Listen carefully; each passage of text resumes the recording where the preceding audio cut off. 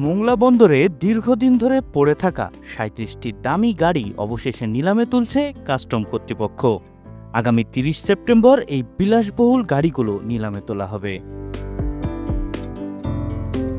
Prado, X Corolla, Harrier, নিশানসহ নানা ব্র্যান্ডের গাড়ি দীর্ঘদিন ধরে শেডে ফেলে রাখা হয়েছে। শুধু গাড়িই নয়, বিভিন্ন যানবাহনের যন্ত্রাংশও আইনি জটিলতায় পড়ে আছে বন্দরে। বন্দর কর্তৃপক্ষ জানায়, পদ্মা সেতুর কারণে যোগাযোগ ব্যবস্থা সহজ হওয়ায় গাড়ি আমদানি বেড়েছে। তবে আমদানিকারকরা ৩০ দিনের মধ্যে গাড়ি ছাড় না করায় এগুলো নিলামে তুলতে হচ্ছে। আমাদের বর্তমানে প্রায় ৩০০ মতো গাড়ি মোংলা বন্দরে পড়ে আছে। তো আমরা চাই গাড়িগুলো দ্রুত খালাস হোক, এবং খালাস হলে আমাদের সুবিধা হলো আমাদের জায়গাটা তারা ছেড়ে যাবে। আমাদের যে জায়গা অকুপাই করে আছে আমরা অন্য কাজে বা অন্য গাড়ি রাখতে পারবো, এবং দেশেরও আর্থিকভাবে উন্নতি হবে, কারণ এই গাড়িগুলো নষ্ট হয়ে যায় এবং আলটিমেটলি ব্যবহার অনুপযোগী হয়ে পড়তে পারে। সে কারণে দ্রুত খালাস হলেই মোংলা পোর্ট তথা সার্বিকভাবে দেশের উন্নতি হবে বলে আমি মনে করি। গাড়িগুলো দীর্ঘদিন পড়ে থাকায় বন্দরের শেডে জায়গার অপচয় হচ্ছে, পাশাপাশি অকেজো হয়ে পড়ছে এসব গাড়ি। তাই দ্রুত নিলামের মাধ্যমে বিক্রির তাগিদ দিয়েছে বন্দর কর্তৃপক্ষ। প্রাডো আছে, তারপরে সিআরভি আছে, তারপরে হ্যারিয়ার আছে, তারপরে করোলা আছে, তারপরে আরও অন্যান্য ব্র্যান্ডের গাড়ি আছে, নিশান পেট্রোল আছে। আমাদের আরও অনেক গাড়ি হয়তো আমরা অংশ নিতে পারতাম, কিন্তু সময় স্বল্পতার কারণে ইনভেন্টরি করে তোলা সম্ভব হয় না।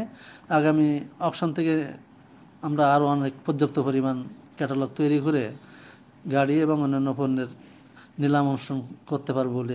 কাস্টম হাউজের কর্মকর্তারা জানান, নিয়ম অনুযায়ী আমদানিকারকরা গাড়ি ছাড় না করালে তা নিলামে তোলাই একমাত্র উপায়। আগামী ৫ অক্টোবর দরপত্র খোলা হবে, এরপর কার্যাদেশ বুঝিয়ে দেওয়া হবে সংশ্লিষ্টদের হাতে। যে পণ্য আমাদের পোর্টে আসার পরে ৩০ দিনের মধ্যে খালাস হয় না বা ইম্পোর্টাররা নেয় না, সেই সকল পণ্যই নিলামযোগ্য। বন্দর কর্তৃপক্ষ থেকে ৩০ দিন পার হয়ে গেলে আমাদের কাছে একটা তালিকা প্রেরণ করে তারা।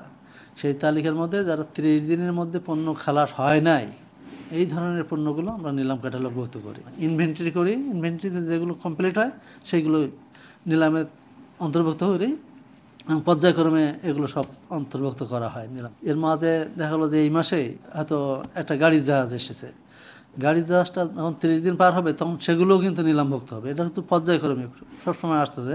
ওরা মাসের প্রথম দিকে আমাদের তালিকা দেয়, সেই তালিকা যখন আমরা পাই তখন বলা যাবে যে ওই মাসের জন্য কতগুলো নিলামযোগ্য পণ্য। দীর্ঘদিন পড়ে থাকা গাড়িগুলো বিক্রি হলে একদিকে যেমন জায়গার সঠিক ব্যবহার হবে, অন্যদিকে রাজস্বও বাড়বে বলে আশা করছে কাস্টম কর্তৃপক্ষ।